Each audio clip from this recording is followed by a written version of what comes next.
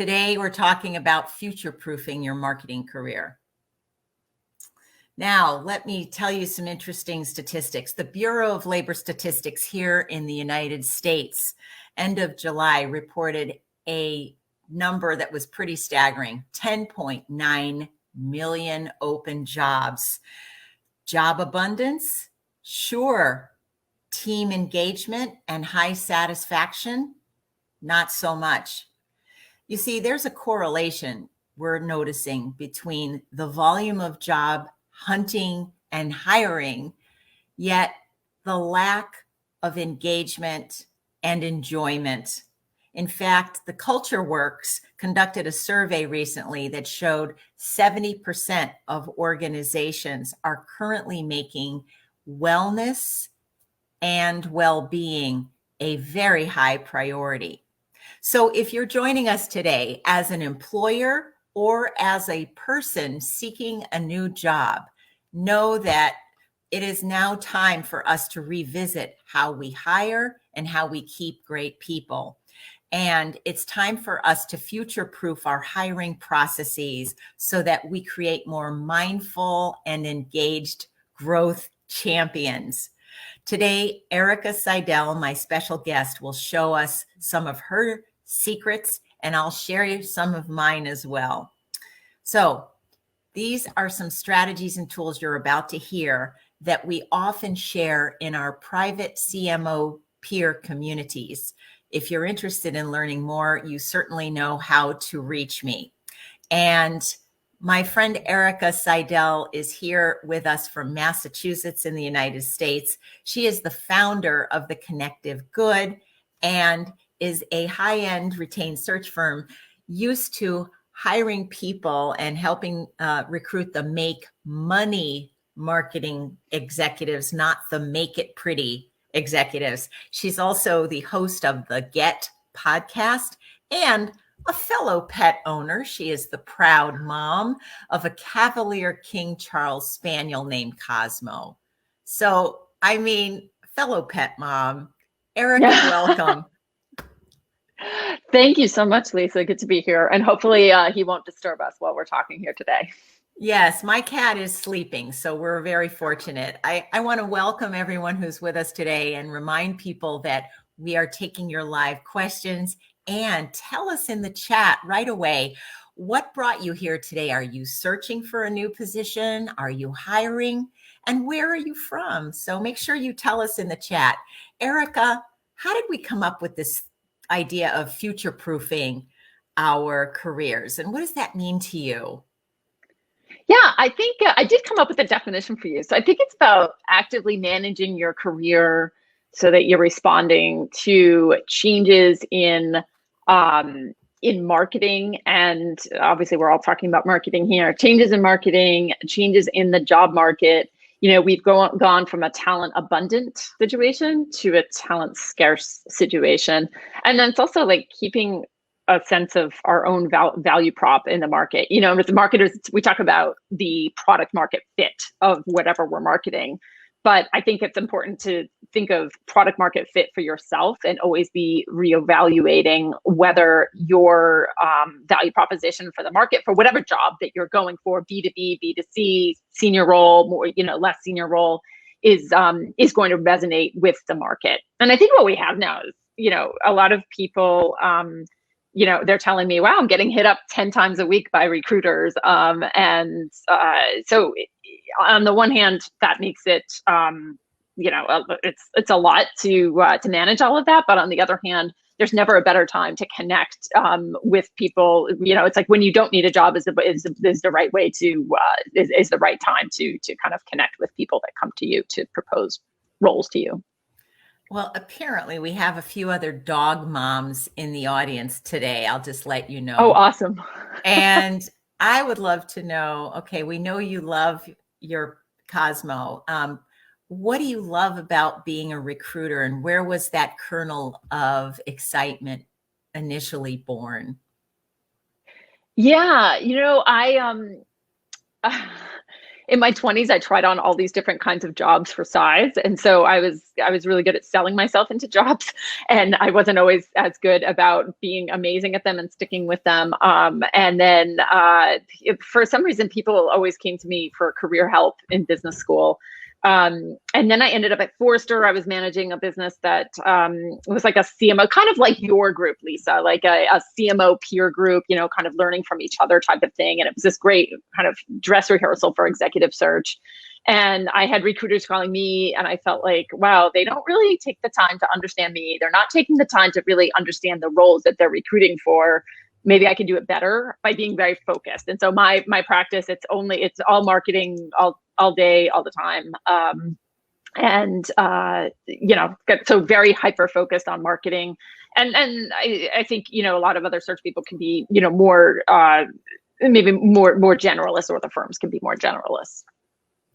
Yes, I think it's a great time to be in marketing as well. At the same time, it's under so much attack. You may have seen that article in the Drum by the CMO and president of MasterCard, Raj. And this is getting a lot of buzz. And, you know, he was one of the truth tellers that came out and said, the marketing profession and the CMO role is under existential crisis. And I thought that was pretty bold of him, considering he is born and raised in the world of being a CMO, both B2B and B2C. Did you get a chance to hear about that article, or look at some of those perspectives and form some opinion on that? So I haven't seen that, but I feel like people, you know, whether they're marketers or people outside of marketing, are very quick to say, oh, you know, marketers don't really get the business. They don't connect, you know, the dots to the bottom line. I don't know. I think I'm seeing much more of like, you know, marketers are, you know, even whether they're B2B or B2C, are really focused on general management more and more. And that kind of connection between marketing and general management, I think that's a trend. And even if you don't necessarily have that in your background, being able to kind of communicate in that way will be helpful for people. But I don't know, like, I guess I'd ask you, like, what was surprising to you in that, you know, like, because it just seems like something I've heard a lot of before. Well, he cited a survey that was a little scary to me. And he said, and I'm not sure the source of the data, I'm hopeful that I can find out to whom he attributed the study. But somebody surveyed CEOs, and 70% of the CEOs reported that they did not believe that marketing leaders contribute to company growth. And I thought, well, that's really sad, because I know about 1/2 to 3/4 of my clients who are either EVPs of growth, chief marketing officers, chief growth officers, are all paid and incentivized to contribute to growth. So maybe my group is just, you know, maybe they're snowflakes. I don't know. But, you know, most of them either are already there, or boy, oh boy, they are becoming students of growth strategy pretty quickly. Yeah. I mean, you know, this is thing that I believe that, you know, marketers don't fail for lack of talent, and they don't fail for lack of effort. They fail for lack of clear role design. And often it's because the expectation, like, there's a misalignment between what the CEO's expectations are and what the marketer's responsibilities are. And then I have this whole framework I could show you at a separate time, I could show you this, but you have these 5 things that line up: expectations, responsibilities, authority, resources, and incentives. Those things all need to be in alignment between the CEO and the CMO, and across CMO and their peers. And usually if something goes awry, it's because there's something off in one of those things. And I do agree that, there's plenty of marketers who are more like the make it pretty type, or, you know, that you can't necessarily connect the dots to what, you know, to kind of the bottom line. But, you know, the other thing, Yes. you see that? Go ahead. Well, I have a person who initially had joined our marketing growth leaders community, which is nationwide, and they were from the Western United States. And they initially thought they wanted to be a CMO or a chief growth officer. And then about a year into our work together, they said, they said, I want to be a make it pretty leader. I want to just do the best branding strategies and campaigns I possibly can. Getting promoted to that next level really is no longer important to me. Very common right now because of the implications and the existential crises that so many people have experienced during COVID, to step back and say, what's really important to me? But I think there's also this ability to not just say what you're good at, but to also make somebody value that. Like maybe that person's differentiation is that they are great at coming up with brand strategies. And the differentiation could be, I was just talking to somebody today about this, that like, with more challenging personalization, laws and regulations, branding becomes more important because it's harder to kind of, surgically target, customers. And so, so to be able to tell not just like, hey, this is my differentiation, but this is why you should value that. I think that's a skill for all marketers. Oh, for sure. When I'm coaching CMOs, I always remind them, I say there are two branding engagements happening in parallel. The first one is making sure your company's brand is safe and powerful and compelling, but there's also your personal brand as a leader, both within the organization and outside the organization. So they have to manage those two dynamics in parallel. Sometimes they don't always align, and that's okay. Eventually they leave. That. Yeah. So we often work on both because many senior marketing leaders are so great at what they do. And so when you put them on the spot and say, tell me your story, tell me about your brand, they start rattling off, well, I do this, I do digital marketing, I do demand gen, and I do, brand strat. I mean, they just kind of sometimes fall into the trap of kind of the deer in the headlight strategy. Let's talk for a minute, Erica, from another person who has a question for us from the Washington, D.C. area, another follower and fan, Tom Beret. Let's see what he has to ask us today. Hi, Lisa. Thanks so much for having me. Love to share my thoughts on this, and it's an exciting topic. So this topic of how to future-proof your career, I'll just come up with 4 kind of key things that I think are really critical. One is develop and nurture personal and professional relationships. Don't just do it when you're looking for a job or when you're looking for a project. Just make it a part of your regular routine.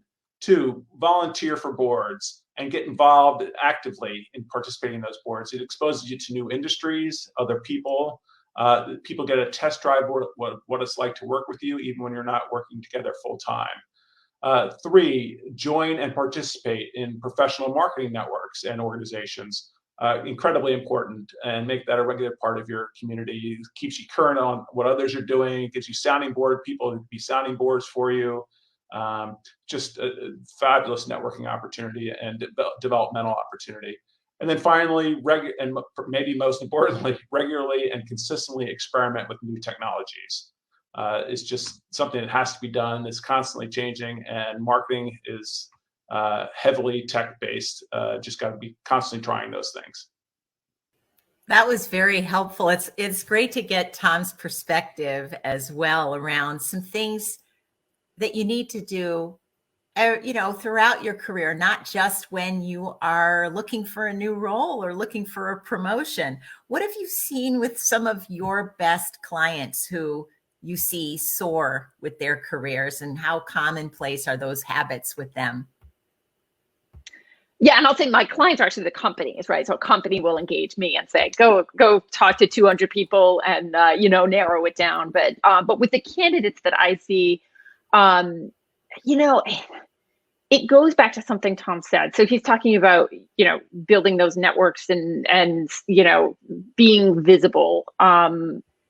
And I started this group in Boston with a couple of friends a few years ago, and it's all about people working in marketing and technology, kind of at that intersection. And we have these gatherings. Of course, in COVID, it's a little bit different. But after the third one, people started saying, wow, you always do, have good content, or you always have good people here. And it was so interesting that in business, it only takes a few times to get to the always. And I think that's because we meet so many people. If you just meet somebody once, you're liable to kind of, forget them or put them on the back burner. But if you talk to people just a few times, they will become more familiar to you. And the best candidates are the ones that don't make the client feel scared. The best ones are the ones where the client can say, oh, wow, I know 10 people who know this person, or, oh, I met this person once a while back at some such and such a networking thing, or I saw this person speak. It's kind of like, reducing that stranger danger, or that and increasing the familiarity. That's really key. I mean, it's just such a basic, psychological thing, but it kind of promotes psychological safety to be the person that somebody feels familiar and comfortable with. So there's that. I think there's a lot of other things. Like I like to hear when I interview people, I like to hear about the from to. Like sometimes people will get, to your point, they marketers are the crappiest at marketing themselves, I have to say. We can market each other, we can't market ourselves. And so I like to know the from to, like, okay, I joined a company and it was 50 million in revenue and I did XYZ and we got it to 100 million. And so few people actually do that. So that's one thing. Another thing is just making sure that again, it's like storytelling, making sure your story holds together.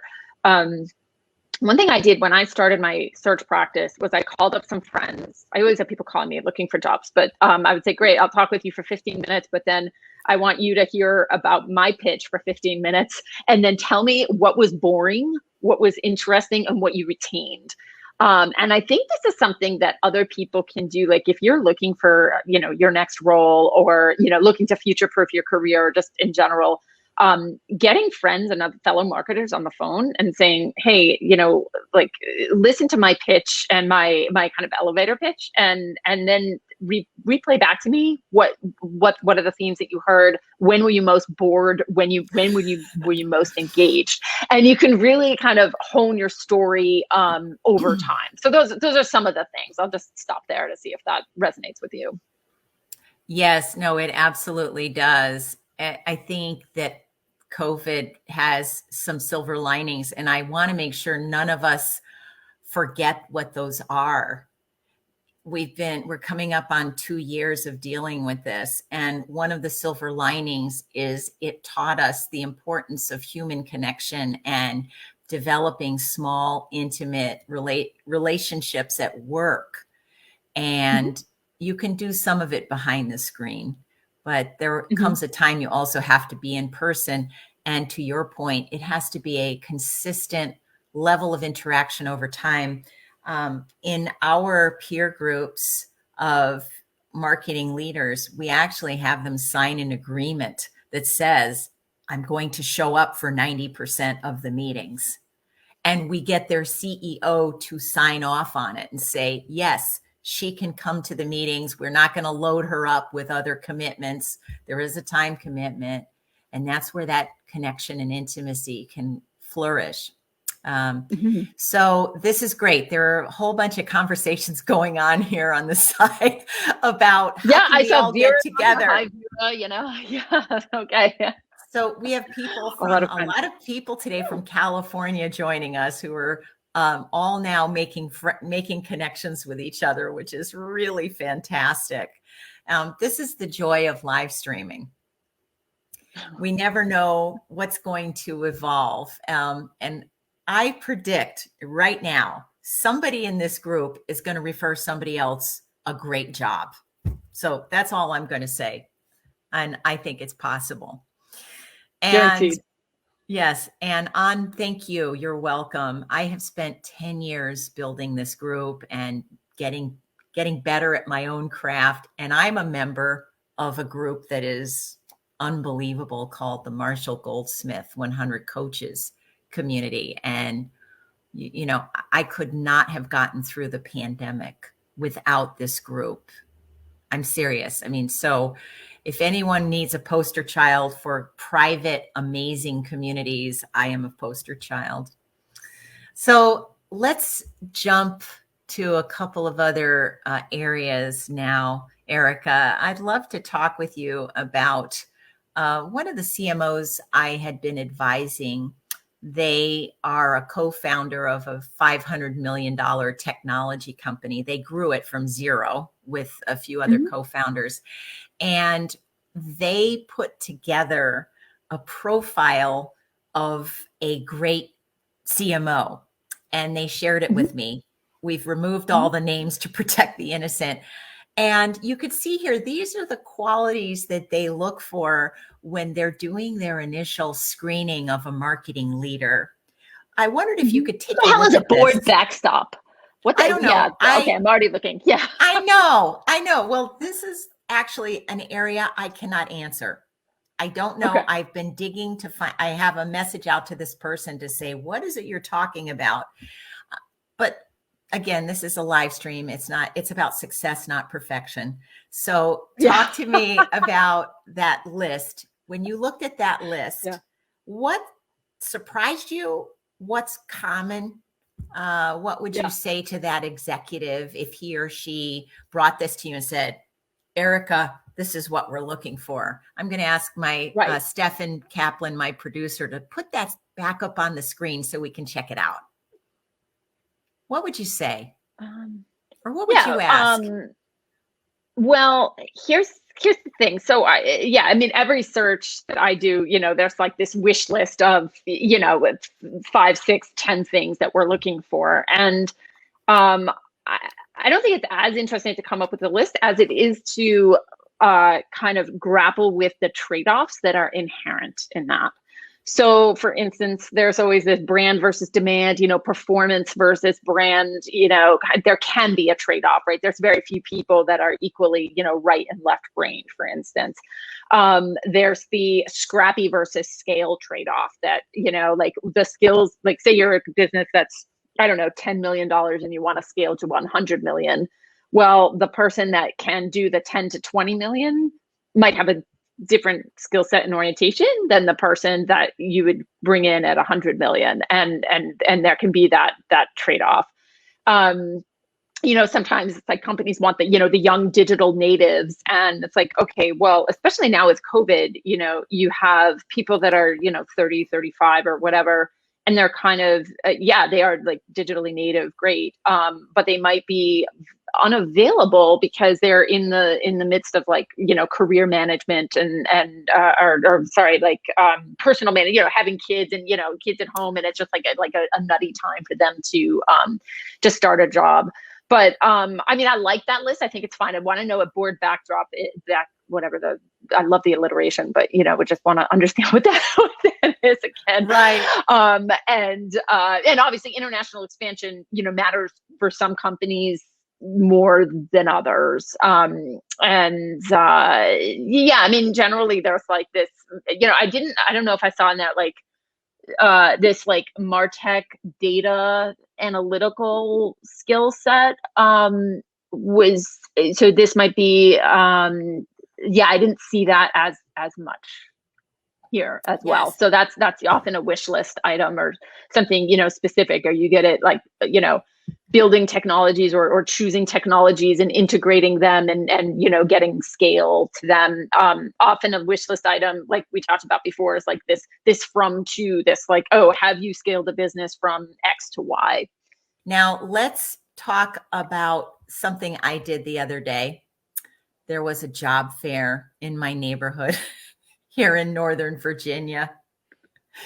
And wow, I went up to as many of the tables as I could, and I asked the hiring managers on a 1 to 10 scale, with 10 being almost impossible, how difficult is it right now to find really good talent? And everyone answered with a 9 or a 10. They said it is insane. And that, whether it was Domino's Pizza or it was Amazon. And so I don't think that this is a surprise to anybody at this point, but let me, I will tell you this. Walking into that room, every table, it was just a big sea of sameness. It was like, who had the bigger bucket of Halloween candy? There, that none of them were drawing me in with a value proposition, with a story. It was all, here's a list of who we're hiring. It's like, wow, okay, not too exciting. Our job fair is passé.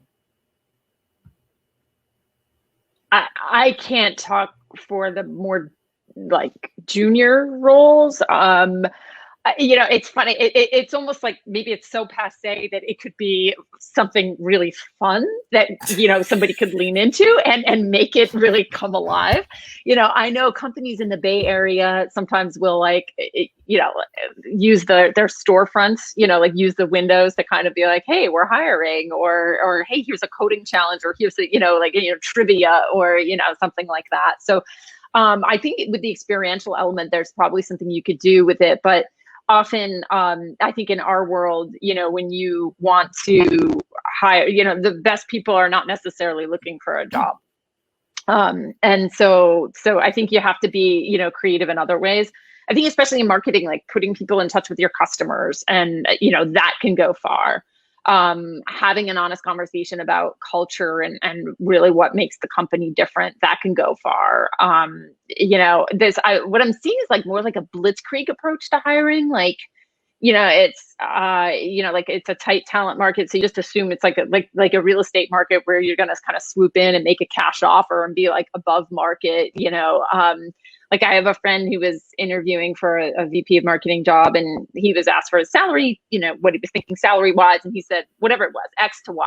He ended up getting an offer that was Y plus 25%. He didn't even ask for it. The company just like kind of swooped in and gave it to them. They gave it to him, and he's in that job. Yeah, it's crazy. So they were just like really quick to fire, Yeah. So it was ready, fire, aim with their approach. Yeah, right. It can be. I mean, I think you need to kind of balance, evaluating talent and selling talent. And I was just kicking off a new search. It's a very cool consumer search the other day. And I said, we're talking about who's going to interview the candidates. And, I said, no, it's not an interview sequence. It's a candidate experience. So let's craft a candidate experience. What does that look like? And one thing, a lot of companies are very focused on diversity, equity, inclusion.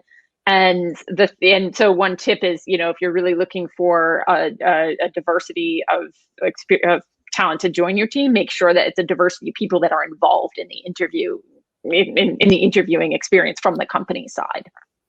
That's a great suggestion. Yes, make sure that they're able to tell their story of what's it like working here. Because whether we like it or not, websites like Glassdoor are frequently visited. And people are truth tellers behind the screen. What's your prediction for job seekers and the job market as we get ready for 2022? Oh boy. I do think, this, I have this tagline of, making, placing to make money, not to make it pretty marketing leaders. But what if you focus too much on one, you can kind of lose the other. And so I am seeing more of an interest in a holistic marketing leader. And I'm seeing more of an interest in people who have industry experience. They can command a higher salary, and they can kind of command a higher strategic position within the company. So I do think we'll start seeing, more of that. And I think also companies will because it's been hard to hire, I think companies are going to be a little bit more open-minded. They're not just going to like place the knee-jerk person, oh, I'm Coke, I'm going to find this person from Pepsi or, whatever. But, they're going to say like, oh, who is this interesting, independent consultant, or who's the person who, who I could hire even if they live in Europe instead of the United States, for instance. Yes. So if I live in the middle of Montana with really good Wi-Fi, then why should I not have the same opportunity as someone who might live in Westchester County, New York? Right. Right. Right. Exactly. So, I mean, that said, companies are still a little picky sometimes. In my world, the companies are picky about people living nearby more than you would think, especially if they're on the smaller side. But yeah, agree. Those people in Montana that are excellent, could be getting excellent jobs. Yes. And that's a whole other topic about pay equity based on geographic location. I'm sure you've had one or two conversations with your clients about those new and uncharted waters that we are living in. Yeah. Erica, Yeah. It has been such a joy to spend time with you today. How can people find you?